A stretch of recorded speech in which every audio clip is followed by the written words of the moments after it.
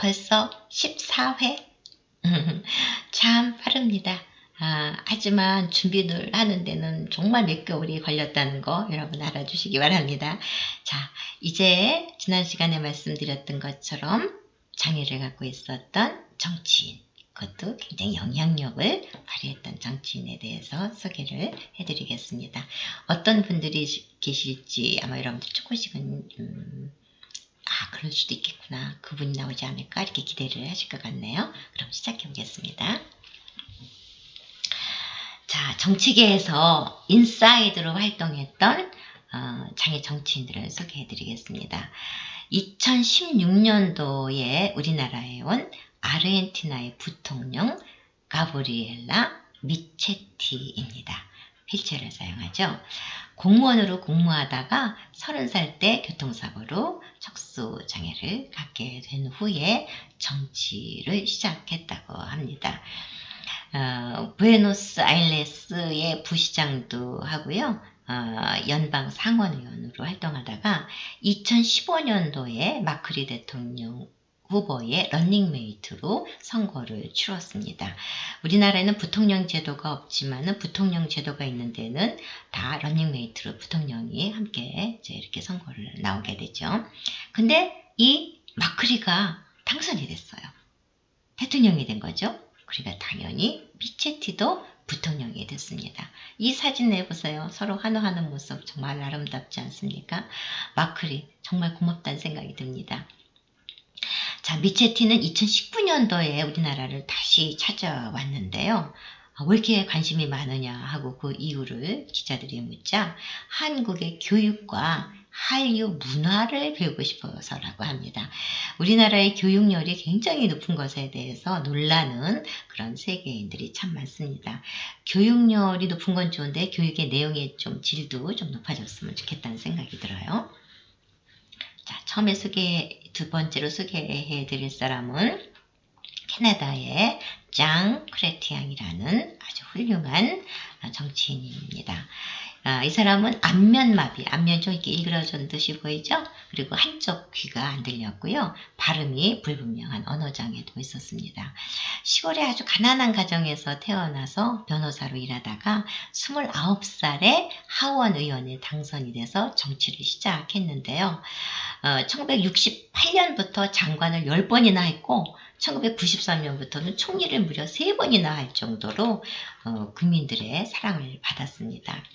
이렇게 선거에서 승리할 수 있었던 것은요, 그의 정직함 때문이었어요. 가장 빛나는 그런 연설은 뭐였냐면은 나는 말을 잘 못합니다. 어느 장애가 있잖아요. 그래서 거짓말도 잘 못합니다. 이렇게 호소했다고 합니다. 유권자들은 맞다, 그는 참 정직하다 이렇게 하면서 표를 줬던 거죠. 자, 이 사람은 여러분들이 그 사람이 나올 거다 생각이 드디어 나왔죠? 루즈벨트 대통령입니다. 역시 변호사로 일하다가 민주당 상원의원으로 정치에 입문을 하는데요. 1921년 소아마비 장애에 걸리게 됩니다. 그 후에 루즈벨트는 뉴욕 주지사로 당선이 되고 드디어 1933년에는 대통령이 되죠.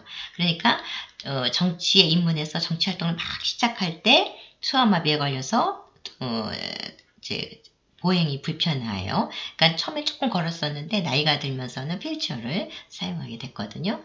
그랬는데 다시 좀 몇 년 좀 휴직기가 있다가 다시 뉴욕 주지사에 당선되고 대통령이 되는 겁니다. 루즈벨트가 자주 나오는 이유는 뉴딜 정책 때문이죠. 미국이 가장 어려웠던 시절이에요. 대공황을 극복했습니다. 미국 사상 최초로 3선 대통령이 됐지만은 1945년 재임 때 3선이 돼서 세 번째 대통령을 할 때 뇌졸중으로 세상을 떠납니다.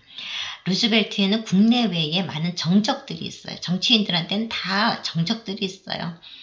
근데 그의 장애에 대해서는 언급을 하지 않을 정도로 장애를 문제 삼지 않았다고 합니다. 사실 당신이 장애인이어서 모르는 모양인데 막 이러면서 얘기하기 시작하면은 큰 약점이 될 수 있었을 텐데도 아무도 그런 말을 하지 않았다는 거예요. 국내에서도 국외에서도. 그래서 위인은 혼자 만들어지는 것이 아니라 주위에서 같이 만들어주는 겁니다. 자, 이 사람은 2001년에 그 장관이 됐던 데이비드 블랭켓입니다. 영국 사람이죠. 그리고 독일의 2010년도에 휠체어를 사용하는 볼프강 쇼이블레 장관인데요. 이 쇼이블레는 독일의 2인자로 아주 강력한 권력을 가지고 있었습니다. 총리가 된다는 설도 있어서 언제쯤 그런 소식이 들릴까 했었는데 그런 소식은 들리지 않았습니다. 자, 권력을 남용해서 이익을 독점하기 때문에 권력이 없으면은 권력의 지배를 받죠. 지배를 받는다는 것은 약자가 된다는 겁니다. 자, 이것을 바로 잡는 것이 바로 정치입니다. 정치가 뭐냐 하면은 약자가 되는 사람을 막아야 된다는 거죠. 왜냐면 권력 때문에 이익을 독점하니까. 그래서 약자의 정치 참여가 필요하다고 합니다.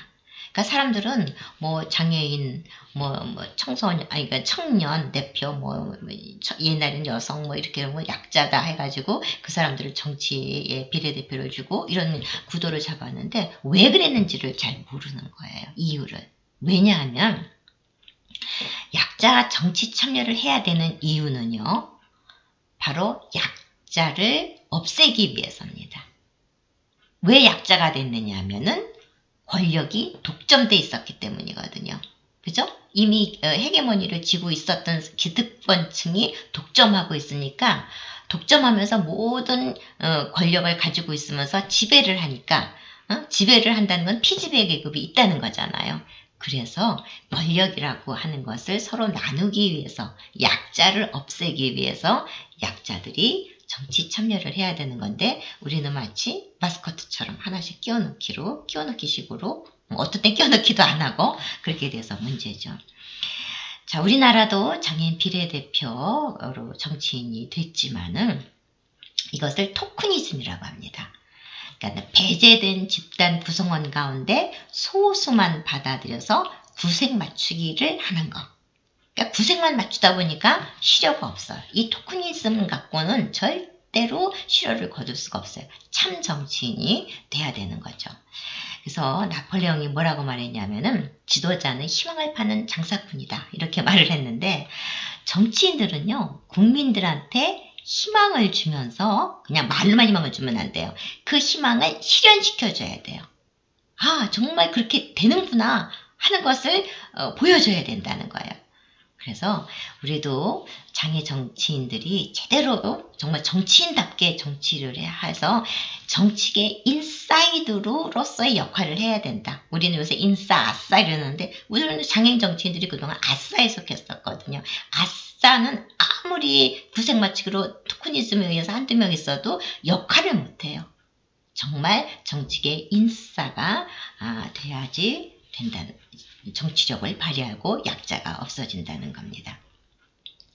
자, 다음은 이제 인물의 마지막인데요.